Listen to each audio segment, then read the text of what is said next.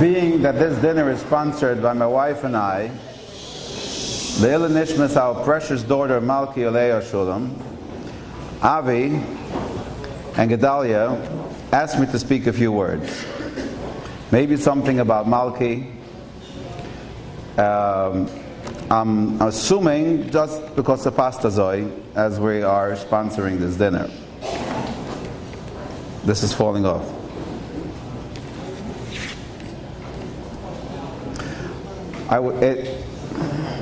Maybe it was just in my own mind, but I was hearing Avi's request come across with a strong emphasis on the few words. But I thought, a few words only about Malky? How do I do that?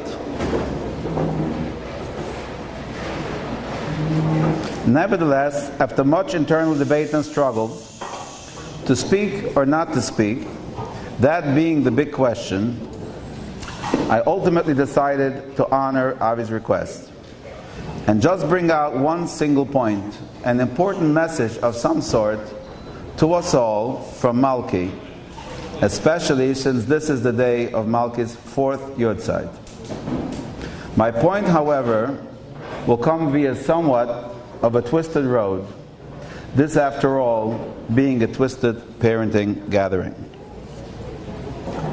6 weeks ago, as the Balkoida in our shul was lining the Parsha of Avreimie Klein, the Balkoida suddenly brought the lining to a screeching halt.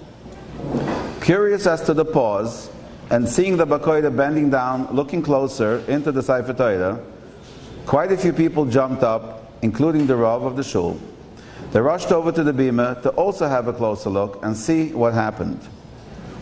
After a few moments, they rolled up the Sefer Torah, and then, unlike when dressing a Sefer Torah regularly, where the gartel goes on first, and then the mentala, the coat, this time they put on the mentala first, then tied the gartel on the outside of the coat. They put the Sefer Torah back into the Urna Kodesh, took out another one, and continued lining the rest of the Parsha. What indeed was the cause of the pause? During lining, the Balkoida noticed that two letters, a lamed and a yud, were fused together, attached to each other, seemingly without space between them, effectively causing for the Sefer Torah to currently be considered invalidated or puzzle. What was particularly troubling with these two letters, having this issue, is that it was the lamed and the yud from the word Lashem, potentially making it impossible to simply fix this one word, but rather we may be required to rewrite and replace the entire area or section of the Sefer Torah. Because unlike any other word, where a skilled sofer can simply scratch off the defective letters entirely and rewrite them neatly, when it comes to the name of Hashem, that is not permitted, because erasing the letters would consequently also erase Hashem's name.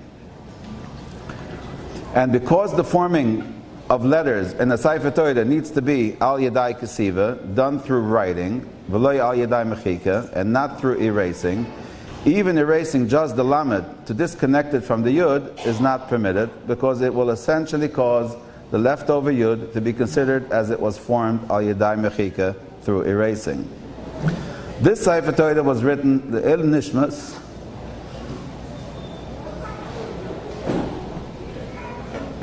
Malky Olea Shulam, and brought to this shul 3 years ago on Malky's first Yurtzeit, and was used ever since for every lining occasion. So besides that, I now had a task to seek out the experts and the poskim to try to figure out what would need to be done to get the Sefer Torah back to a functioning state where it can once again be used for lining. There were many thoughts and questions that went through my mind at the time, such as, how did it happen? Why did it happen? Why this word in particular? Why this parsha in particular? And just like everything else in my life these days, I ask myself, what's the message? What am I supposed to learn from this? Let's pause this and bookmark this story.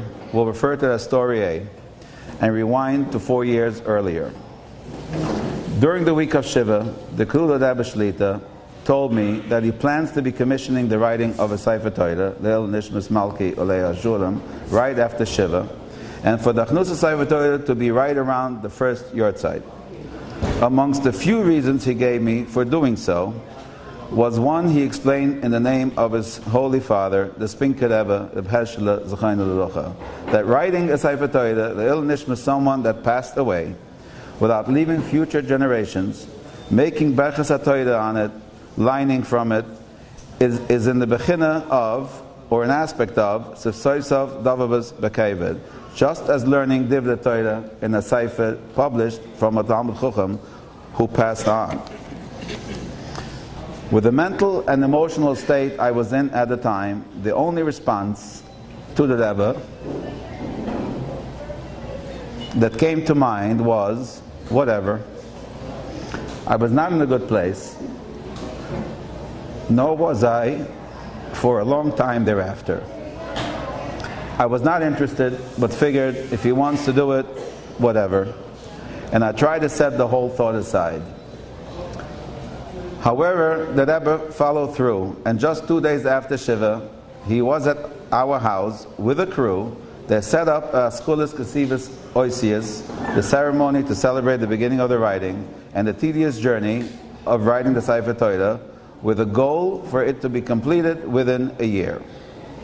Once the ceremony was completed and everyone left, I once again reverted to a whatever, and I tried to set the whole thought aside.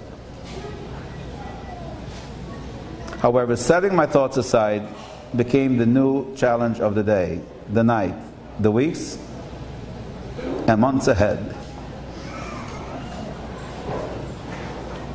I started having countless questions rushing through my brain, none of them leading to comforting places. All the great reasons that Rebbe presented to me about this project made less and less sense day by day. And as if by default, I always reverted to the famous whatever. Whatever now became a very good place to be. It was becoming my personal comfort zone.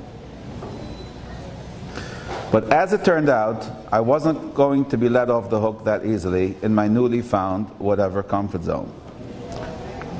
As the first Yurtzeit and Achnus Sefer Torah progressively neared, I was told that I will need to speak at the event while Sepastazoi. I panicked. What will I speak about? The only thoughts and questions running through my mind those days were not very pretty. But then I remembered that a little while earlier, during one of my conversations with Rabbi Y.Y. Jacobson Shlita, in reference to other matters, I confided in him and said, Rabbi, I feel I'm in big trouble.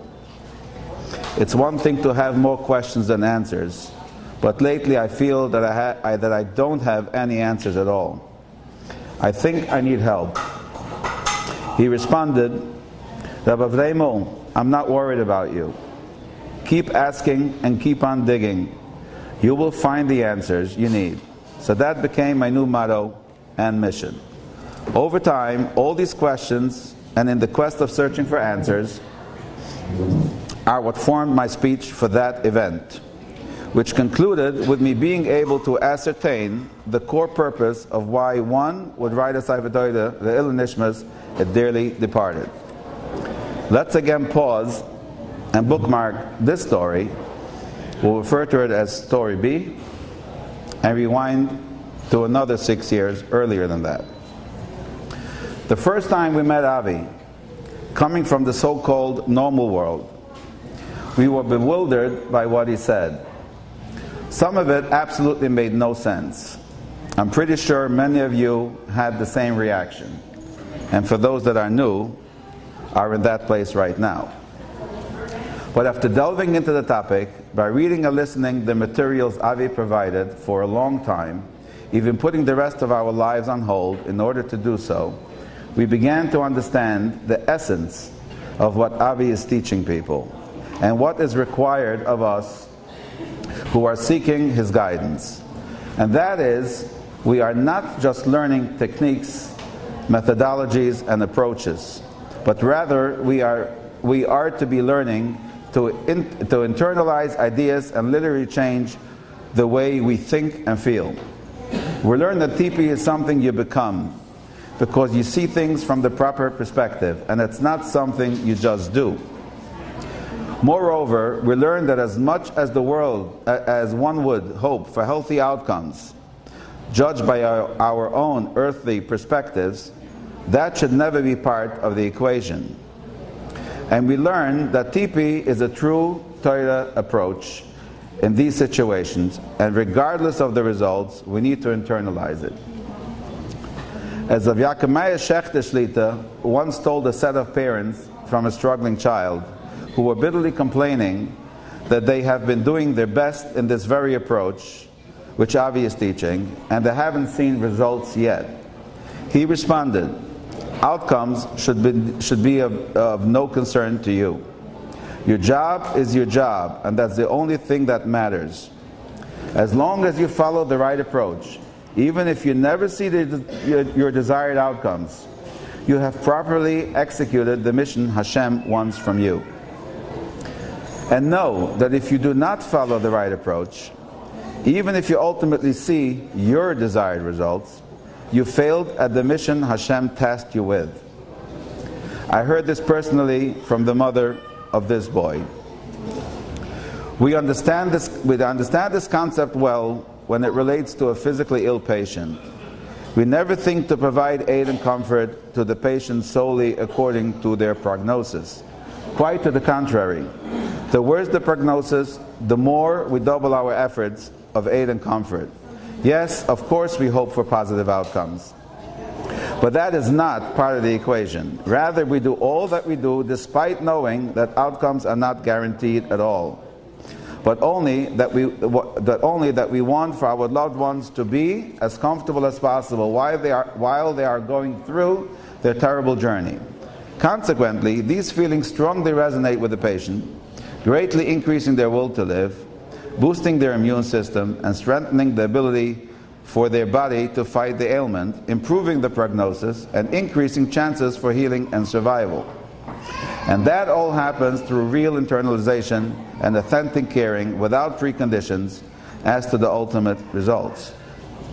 A case in point, Malky confronted us one day about seeing Avi.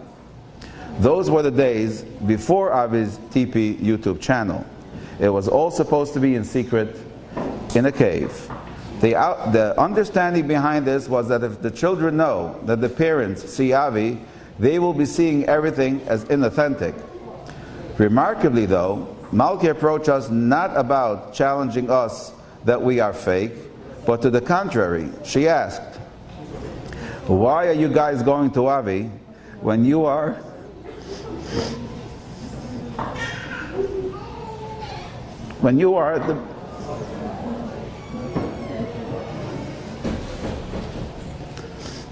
the best parents in the world?"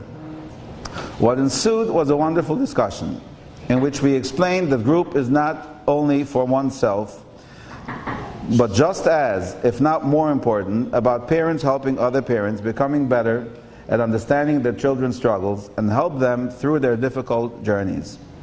Malky said, "If it's to help others, you should go. Just keep my name confidential if you can."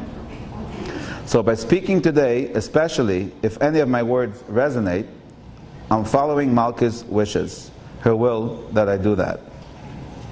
People often easily interchange words as being the same because their real definitions are misunderstood. For example, discipline with punishment, control with chinuch, boundaries with chinuch, and on and on. However, in reality, these are polar opposites. Now, when it comes to Avi's teaching, people often ask, "That's it? No boundaries, no discipline, no chinuch, everything goes?" So let's try to understand, what does Avi really teach? Much of this can be deeply understood from the book Spare the Child, authored by the world-renowned chinuch expert Harav Yechiel Yaakobson Shlita. This book originally printed in Hebrew and republished in English 2 years ago. The republishing of this book in English was a 2-year process through the efforts of the Yad Malky Legacy, an organization founded in memory of our dear Malky Ulea Shulam. The first half of the book, roughly 250 pages, is dedicated strictly to the subject of control versus chinuch. Although the mission of the Yad Malky Legacy organization is prevention, so as to help people avoid the need of having the pleasure to ever meet Avi, as wonderful as the person as he is, it is the internalization of Avi's teaching which has led us down the path towards adapting Spare the Child as the core curriculum of the Yad Malky Legacy organization, believing it to be the true authority on the proper Torah approach to what we refer to as chinuch leketchila.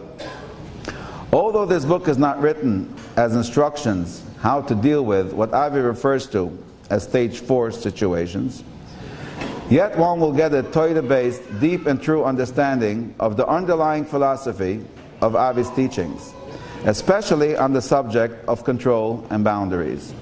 It painstakingly goes through defining what is considered chinuch and what is considered control. And no, it's not the same. As a matter of fact, they are dramatically opposed. Control is always damaging. It's illogical and goes against the Bria, how it was intended by Hashem.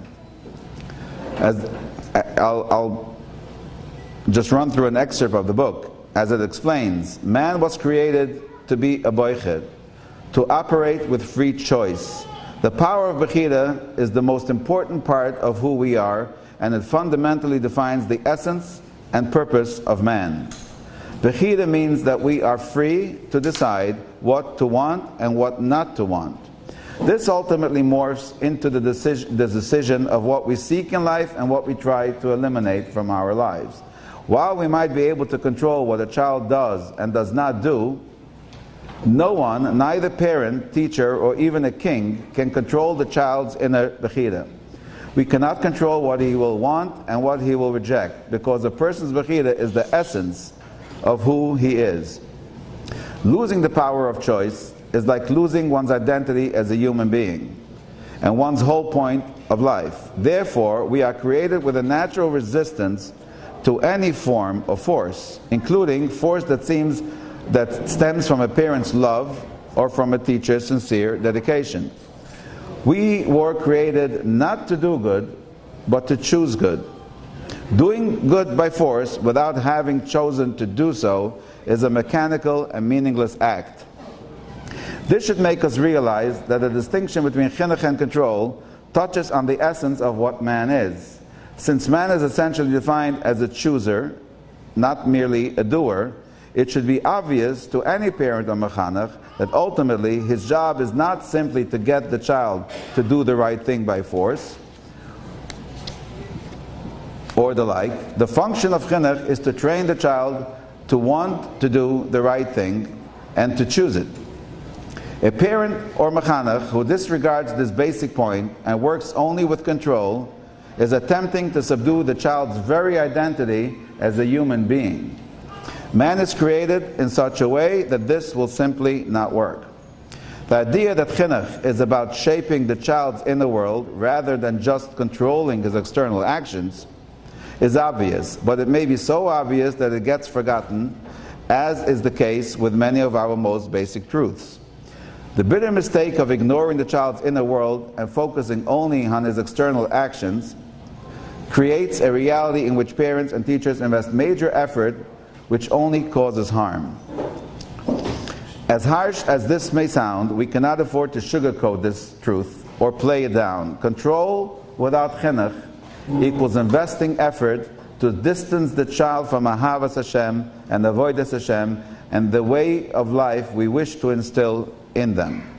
Therefore, we see control on its own creates or generates rebellion and thus is highly damaging. However, control, when followed immediately by chinuch, is okay and less damaging because there's a chinuch value that is achieved, a cost-benefit equation. Therefore, when a situation where chinuch doesn't apply, control is poisoned. It just generates more and more rebellion. So as it relates to us, what we learn from this is that it's not an issue of everything goes or no boundaries, but rather very deliberate guidance not to do damage by attempting to exercise control in situations where chinuch is not the operable word of the day. We also learn that just doing tipi because we want to get something out of it is another form of control. However, internalizing and becoming a true TP parent changes your inner essence. The truth shines through that you are here to support your child through their journey, allowing them to concentrate less on issues of you versus them and more on them versus them, on their own healing, stabilization, and growth. We cannot be echad b'peh ve'echad b'lev. Say one thing and think another. We need to heed the words of Shlomo HaMelech, Kamayim punim al punim, kain leiv le'udam le'udam. Yes, we can be sad because our children are sad, be pained because they are in pain, we can cry because they cry. True empathy, true sympathy, true caring, and true concern is never an issue. What we cannot do is be sad, pained, cry, because they currently don't have the ability to live up to our aspirations. So do we support bad behavior? The answer is absolutely not. We don't support bad behavior. We support our precious child while they go through a journey, sometimes resulting in unhealthy behavior. Do our children wrongfully interpret our support of them? The answer is a resounding no. And this I know from Malky. 2 days before Malky's fatal day, on a Thursday evening, while also in the hospital, she said to me, Tati, I want you to know, and to rest assured that never ever has the money you have given me been the cause or what has enabled me to use. Besides these words doing me the biggest favor ever, as without hearing them I might have ended up living with an unfounded guilt for the rest of my life, there were two powerful lessons I learned from these words. One, none of our TP guided support has ever given her the message that we're okay with her using, and she knew it all along. Two, our support of her was not the cause of her behavior. Rather, she was on a terrible journey, and while hurting so badly, we gave her support and comfort. So now going back to story B, if anybody is still with me, the speech at the Achnasa Sefer Torah. Without repeating the whole speech, available on YouTube for those that have an extra hour, I'll just summarize the conclusion of that speech, which was to answer why a Sefer Torah is the appropriate Davar Shebekdusha in the Bechina of Sefsoisav Davar B'Zakeved, just as learning Divrei Torah in a Sefer published by a Talmud Chacham that passed on.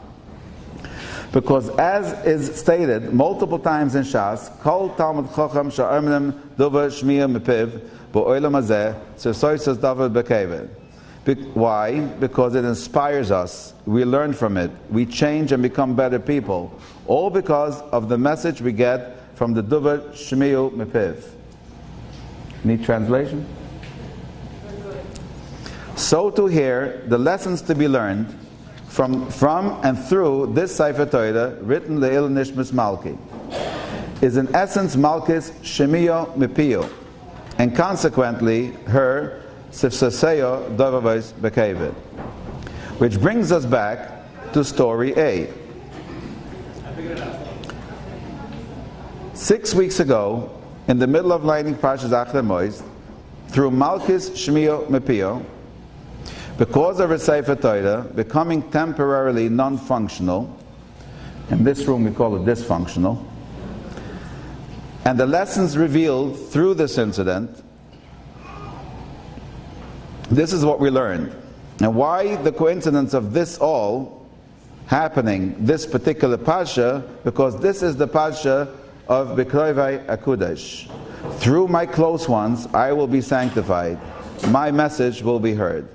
I took the Sefer Torah to a Rav, an expert in this sugya, who after careful inspections and consideration deemed it as a blemish, such that one can do a shaylas tinuk, which means we would ask a child how he saw it.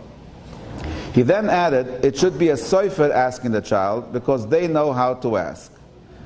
A shaylas tinuk means you ask a child to look at the blemished area and see if they recognize the letters. When I told the sofer what the Rav said, he questioned why would he suggest for dafka a sofer to do it. He explained that for a child to qualify for a shaylas tinuk, he has to be loy chucham v'loy tipish, not too smart and not too dumb. He must know his aleph beis letters well, but he can't know how to read words at all. I made a comment, seems simple, I guess a certain age child. He told me it is not simple at all. There are very few kids that meet those criteria. And the reason he gave was profound. He said that when you ask most kids how they see it, they may not give you an honest answer, but rather the answer that they believe you want them to give you. Children are great at reading your body language and know what they need to say to get your approval. And so there are very few kids that qualify to give a genuine answer, not tainted by your subconscious input. Although with the following, I might somewhat be stepping out of my lane, touching on a subject above my pay grade, I believe I will not be saying something that is entirely incorrect, and whatever needs tweaking, there are many professionals here over this weekend who can do corrections. One in the room. We know babies are very tuned into the facial and body expressions and emotional feedback they get from their caregivers. This is how they make sense of the world and their place in it. This is how they learn all the things they are taught before they ever understand spoken language. They don't understand a joke, but smile when you make one. Laugh when others do, are sad when others are scared when they sense aggravation, annoyance, disgust, anger, or anxiety. As they grow older, just because they learn to talk and listen to speech does not mean they forgot how to read facial and body expressions. It's just that now they read a combination of both. As they grow even older, they may rely primarily on language and less on expression. But we never lose our ability to read body language. And when it comes to people who suffer trauma, who are highly sensitive, they read facial expressions and emotional feedback more so than just the spoken word. This is the tool they use to protect themselves, to differentiate between person or action meant in their best interest or not. Why do I think this way, you might ask, at my pay grade? As I observed Malky, with the trauma she went through, she was a body language expert. She was able to sense true or false, friend or foe in an instant. So through this incident, the shaylas that needed to be asked, the responses, explanations, logic and halacha thereof, we learn that authenticity is the key. And we know that authenticity can only come through internalization. Hence the importance to internalize the ideas of TP so that our suffering children will feel and know that it is genuine. What other lessons did I learn from the incident with the Sefer Torah? From how it was dressed somewhat strangely at the time. People are often concerned about the way their suffering children look and dress. When the Sefer Torah was in a dysfunctional state, it wasn't thrown away. Yes, it was dressed visibly different, maybe a little funny, while in the state of brokenness. Yet was placed in the same Aron Kodesh as the others, and considered just as special and holy. It may have had some issues, and therefore dressed funny, but that's not the essence of this Sefer Torah. It had potential, it had future. So too, with our children going through hard times, they may dress differently now. However, they are just as special, just as holy, they have potential, and they have a whole future ahead of them. Furthermore, Chazal tell us that the Uden in the Beis HaMikdash was referred to as Aroin Bris Hashem, not because it contained the beautiful, whole, unbroken, and pristine second set of luchas, but only because it had the broken ones lying within. We see it again and again in struggling children that though some of their external actions don't show it, they have this tremendous closeness and reliance on Hashem. They may complain bitterly, but it's about Hashem and to Hashem. Mamish Heilige Neshamas. It was Malky that was so clearly living with Shavisi Hashem Lenegdi Samet. When she said, you, me, and Hashem in the car is equals 3. We should take the HOV lane so that we can make it home before the Zman on Erev Shabbos, a week before her passing. It was Malky when in Tzfas and roaming the art galleries, the only piece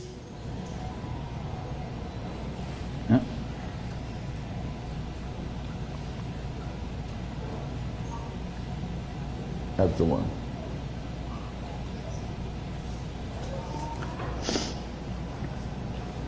The only piece of art that caught her attention and she ended up buying it was a simple white hay and a black hay. As to her, it symbolized that Hashem is with her at all times in lightness and darkness. It was Malky when she moved out of her apartment in LA into a sober living setting.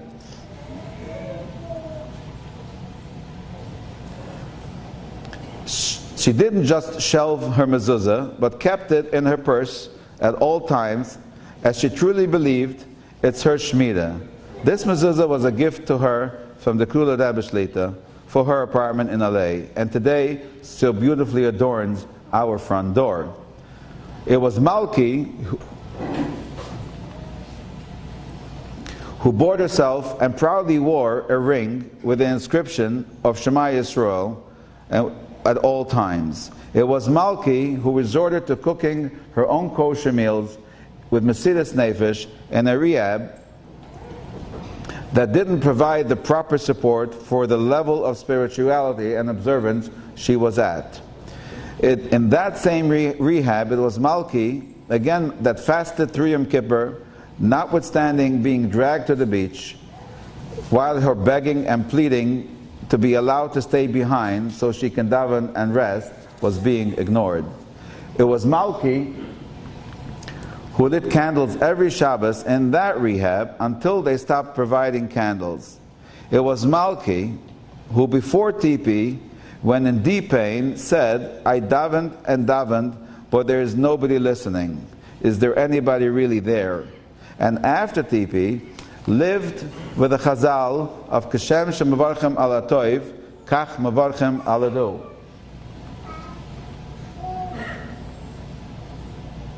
Sorry, the slides are mixed up. As she posted for the whole world, her now famous, God has only 3 answers. Yes, not right now. I have something better planned for you, Malky. Did we hope for an ultimate different outcome? You bet we did. And this is very painful, and at times even too much to bear. But we need to believe that her quantity of years was predetermined by Hashem. Still, and maybe even more importantly, because of our internalization of TP was unconditional, we can truly say that what we saw was a child building upwards day by day in emunah, betochen, and yearning for better days, and in all aspects of growth. Therefore, to a large degree, we must say we and she gained. I can go on and on this subject. I'm less worried about you guys having patience because you're quiet. But I'm afraid Gedalia would take me out of here. So how heilig are these neshamas? They may be broken like the Shivra Luchas. However, just as the Ramban states, Shivra Lichas Chavivim Lifnei HaKudosh Baruch Hu, Hashem has the special love and connection to them. So too Hashem has the special love and connection with these incredible heilige broken neshamas.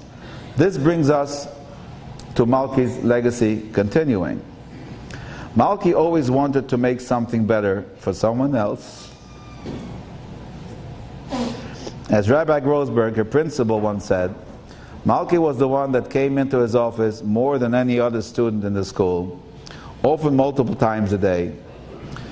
That in and of itself was not puzzling, as there is always this someone that is the one visiting the principal's office more than others.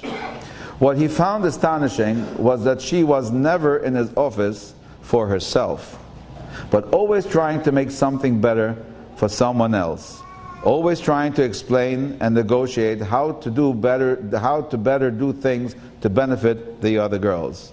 And now her legacy carries on through her new means of communication, continuing to advocate on behalf of struggling children. Their parents, grandparents if any, or siblings. I want to leave you with this.